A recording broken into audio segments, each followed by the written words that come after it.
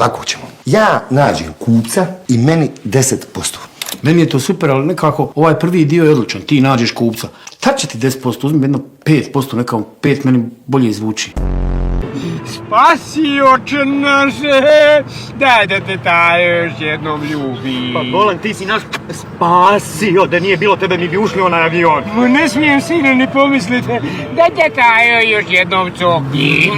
O, izete, pa cijelog me opalim. Znači ova soba kad bi bila u Dalmaciji, znaš gdje bi imala pogled? Na more, tamo Pelješac, Hvar, Korčula, znaš te stvari. Tamo gleda, jel? Tamo gleda. A gdje sad gleda? Dobro, sad gleda na kontejner. Ali, ona ima komparativnu tu kontejnersku prednost. Ti frkneš smeće s prozora.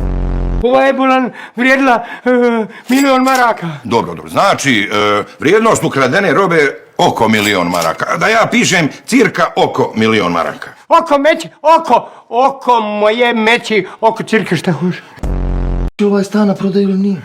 Govno ti je rodilo na prodaju, eto šta je na prodaju.